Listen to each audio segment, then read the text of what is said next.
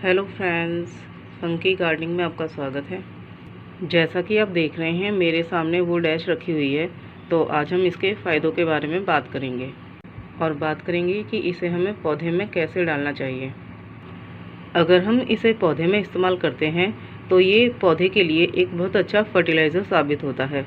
इसमें calcium, potassium, phosphorus, magnesium, manganese, aluminium, sulphur, carbon, copper और कई अन्य तरह के पोषक तत्व पाए जाते हैं जो पौधे को कई तरह से फ़ायदा पहुंचाते हैं।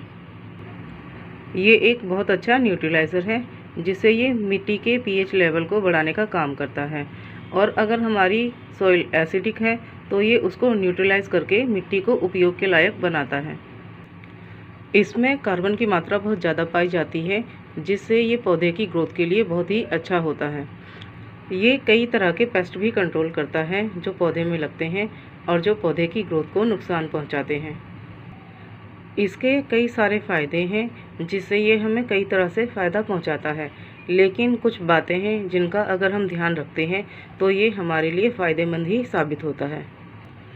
सबसे पहली बात हमें जो ध्यान रखनी है वो ये कि ये मिट्टी के पीएच को बढ़ाता है और ये एक बहुत अच्छा न्यूट्रलाइज़र है जो कि एसिडिक सॉइल को न्यूट्रलाइज करके उसको उसकी एसिडिटी ख़त्म करता है।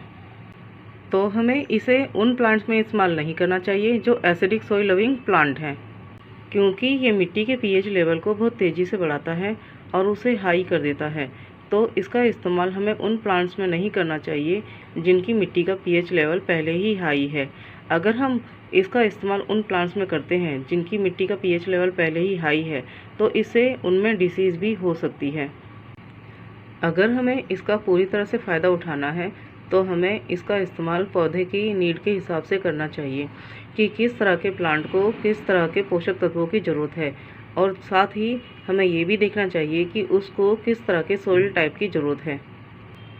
पौधे में इसका इस्तेमाल करने से पहले हमें ये भी देखना चाहिए कि जिस लकड़ी से वो ऐश बनी है, जिस लकड़ी को जलाकर वो ऐश बनाई गई है, तो वो किस तरह की लकड़ी से ली गई है।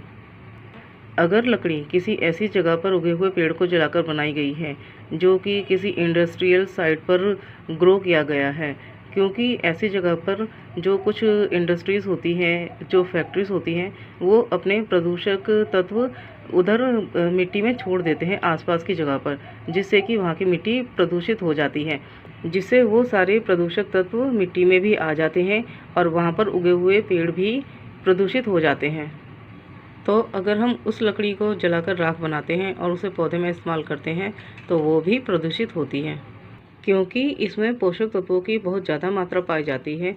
तो अगर हम इसका बहुत ज़्यादा मात्रा में इस्तेमाल करते हैं तो इससे पौधे को न्यूट्रिएंट्स टॉक्सिसिटी या फिर न्यूट्रिएंट्स डेफिशिएंसी की प्रॉब्लम हो सकती है।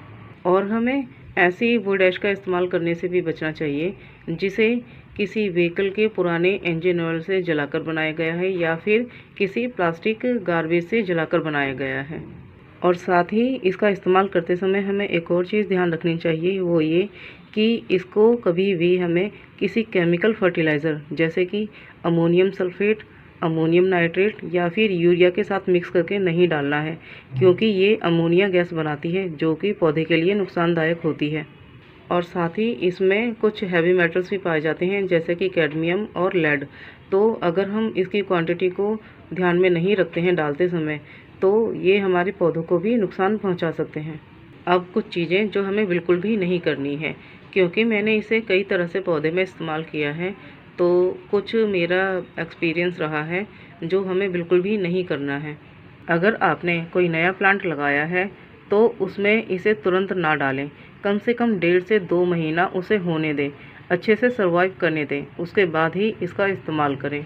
दूसरा, अगर आप इसे पौधे में डालते हैं तो गुड़ाई करके बिल्कुल ना डालें, क्योंकि ये बहुत तेज़ी से असर दिखाता है और ये बहुत ही इफ़ेक्टिव होता है। तो ज़रूरी नहीं कि हर प्लांट इसको जल्दी से डाइजेस्ट कर ही ले। अगर आप ऐसा करते हैं तो इससे पौधे की ग्रोथ पर नेगेटिव इफ़ेक्ट भी पड़ सकता है।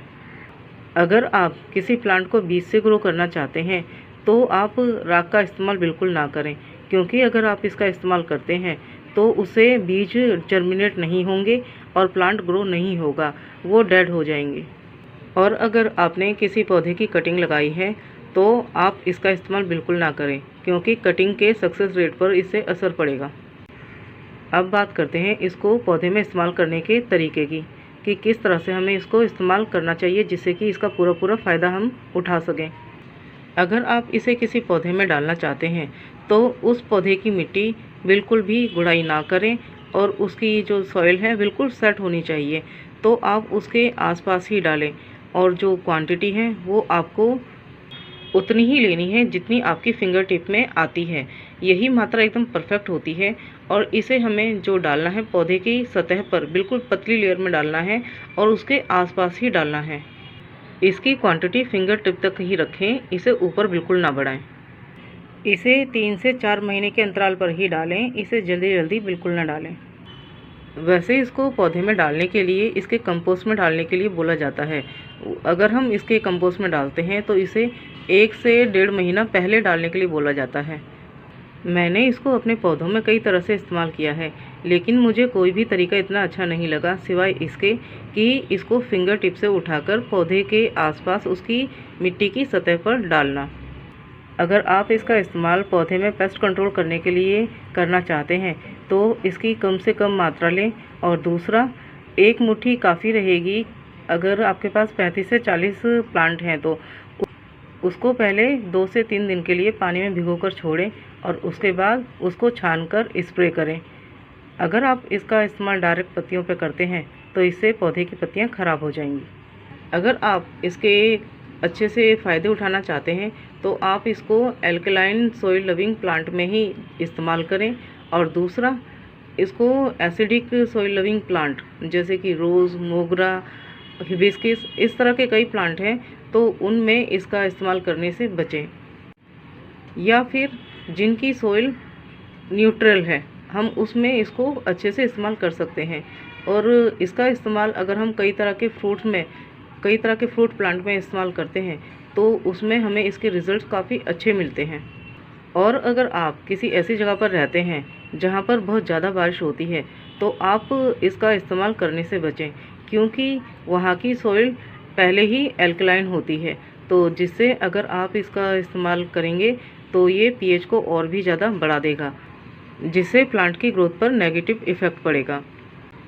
इसका एक सबसे बड़ा फ़ायदा है कि अगर आप किसी ऐसी जगह पर रहते हैं जहाँ की सॉइल बहुत ज़्यादा एसिडिक है तो आप इसका इस्तेमाल करके उस मिट्टी को न्यूट्रल बना सकते हैं और उस मिट्टी को खेती या फिर गार्डनिंग के उपयोग के लायक बना सकते हैं और उससे काफ़ी फ़ायदा उठा सकते हैं।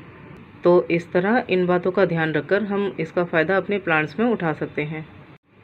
आई होप ये वीडियो आपको पसंद आया होगा।